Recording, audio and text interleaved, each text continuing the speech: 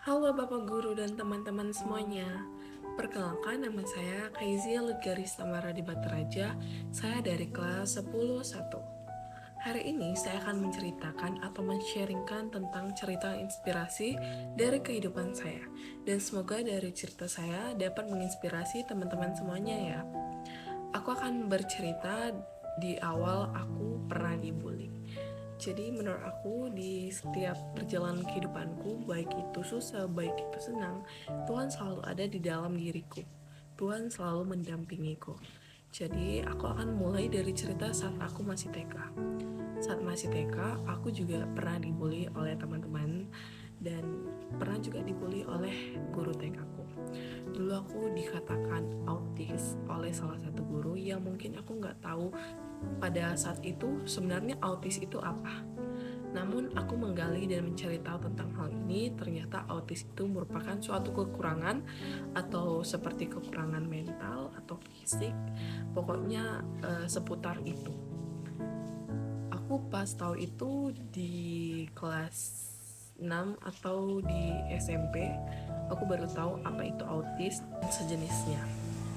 Lalu di situ aku belum mengetahui tentang banyak hal mengenai itu pada saat TK, dan aku belum sama sekali menceritakannya kepada orang tuaku karena aku menganggap perkataan guru itu sebuah lelucon. Sehingga pada saat aku naik ke kelas 1, karena orang tuaku juga menyekolahkan aku dari TK hingga saat ini SMA itu selalu di perguruan Katolik.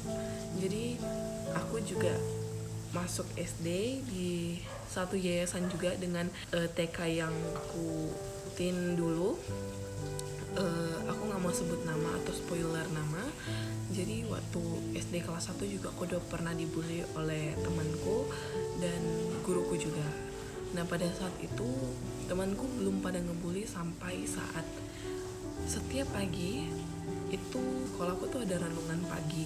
Jadi aku pada saat itu tidak tidur ataupun tidak melakukan apa-apa. Aku hanya duduk diam. Mereka menganggap aku melamun, padahal pada saat itu aku hanya merenungkan dan mendengarkan apa dari renungan itu. Namun mungkin dari beberapa orang dan termasuk guru aku menganggap aku tuh melamun, sehingga aku dicipratkan air putih milik guruku. Di situ aku tersadar dan langsung aku dihukum di depan teman-temanku di dekat papan tulis, disuruh duduk di situ, namun dengan angkat satu kaki gitu. Jadi kayak cuma satu kaki duduk gitulah. Di situ aku merasa malu dan dari situlah pembulian terhadapku tuh terjadi. Jadi aku juga sering dibully dan dijauhi lebih tepatnya, tapi aku dibully itu secara verbal tapi tidak fisik. Jadi secara verbal seperti melalui kata-kata dan jauhan dari orang lain. Namun aku tidak menganggap itu suatu hal yang negatif. Aku hanya menganggap itu mungkin saja mereka kurang nyaman terhadapku, sehingga masa pembulian ini habis di saat aku kelas 6 masuk SMP sudah mulai membaik dan aku juga sudah memperbaiki diriku.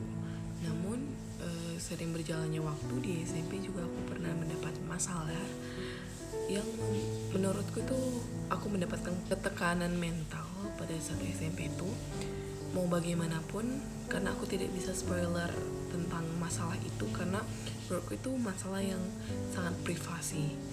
Jadi aku hanya bercerita seputar tentang pembulian yang pernah aku rasakan dan tentang bagaimana aku bangkit. Aku mulai bangkit dari keterpurukan aku, dari aku TK sampai sekarang. Jadi waktu TK juga aku mempunyai hal yang mungkin tidak bisa aku ceritakan di dalam video ini karena menurutku itu merupakan hal privasi dalam diriku, suatu masalah privasi. Dan aku mulai bangkit dari keterpurukanku itu di saat aku naik ke kelas 9 SMP. Pada saat itu aku dipindahkan dari kelas 82 ke kelas 93. Dan setelah aku dipindahkan, aku mulai belajar bagaimana memulai hal baru dan belajar untuk mengikuti alur pelajaran. Karena dari kelas 7 udah banyak ketertinggalan pelajaran, aku mulai mengulang dan Tuhan memberi jawaban atas doa-doaku bahwa aku diberikan kesempatan untuk bisa membanggakan kedua orang tuaku. Aku bisa mendapatkan ranking 1 di sekolah saat kelas 9. Lalu di kelas 9, karena itu merupakan yang menentukan untuk masuk ke SMA favorit, jadi aku mencoba untuk mengikuti berbagai olimpiade sehingga aku mendapatkan kejuaraan di salah satu olimpiade tingkat provinsi dan nasional sebagai juara 2 atau peraih medali perak. Di situ mungkin ada sedikit juga masalah pada saat mau masuk ke SMA, karena SMA yang aku impikan aku tidak dapat masuk karena ada 1-2 hal yang mungkin ini bisa jadi masalah juga dalam sistemnya. Jadi aku masuk di SMA Cahaya menggunakan sertifikatku. Jadi itu juga bisa membantu orang tuaku untuk mengurangi beban, karena masuk di SMA Cahaya itu juga bukan murah, namun mahal. Tapi dengan bantuan dari sertifikatku itu, aku bisa dapat diskon atau potongan harga karena mendapatkan prestasi. Dan seiring masuknya SMA, aku mulai belajar banyak hal mengenai pertemanan, pergaulan, dan lingkungan sekitar. Terus pada saat SMA juga aku mulai bangun dan mencoba untuk berteman, bergaul lagi dengan orang lain, dan mencoba untuk tidak membuat circle pertemanan atau seperti geng-geng, dan menerima segala teman-teman yang memang ingin berteman samaku. Jadi aku tidak menganggap yang satu sahabatku, yang satu tidak sahabatku. Jadi aku menganggap semuanya itu sama. SMA aku mulai berani, mulai menonjolkan jati diriku. Aku mulai mengikuti banyak organisasi, mulai dari OSIS, dan mulai aktif dalam kegiatan, baik itu kegiatan lomba maupun organisasi. Aku juga mulai mengikuti hal-hal baru di dunia luar, seperti mengikuti duta, mengikuti parlemen pelajar, dan lain sebagainya. Cuman saat aku di semifinalis duta, aku gagal untuk memasuki grand finalnya, namun itu bukan satu hal yang membuatku patah semangat. Jadi aku mulai mengikuti parlemen pelajar ini yang dibentuk oleh Ketua DPRD Sumatera Utara, dan aku mengikutinya, dan aku diberi kesempatan menjadi pimpinan sidang pada saat sidang paripurna. Jadi itu merupakan hal terbesar atau suatu kebanggaan yang bisa aku capai di saat aku masih SMA. Aku hanya ingin menyampaikan untuk teman-teman yang lagi di mana fase keterpurukan di dalam hidupnya, gunakan masa remajamu dengan baik. Jangan untuk melakukan pergaulan yang bebas, mungkin dalam hal berpacaran, hubungan asmara, mungkin hubungan pertemanan yang toksik.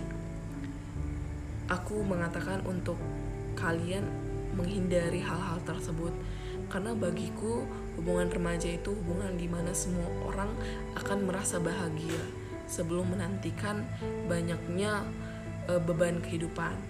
Jadi untuk teman-teman semuanya, meskipun lagi dalam fase keterpurukan, tetap sabar dan jangan pernah menyerah untuk menggapai sesuatu yang diinginkan, meskipun hanya dari sebuah tindakan, karena dari sebuah tindakan terciptalah sebuah kebanggaan.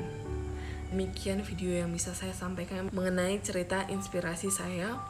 Semoga dari cerita inspirasi saya dapat memberikan inspirasi kepada teman-teman semuanya, khususnya para penonton. Dan dari video saya ini kita dapat mengambil makna, jangan pernah patah semangat dan selalu berani untuk menunjukkan diri kamu sendiri. Love yourself. Oke Bapak Guru dan teman-teman semuanya, inilah video yang bisa saya sampaikan. Dan sekian, terima kasih, salam Imagodi.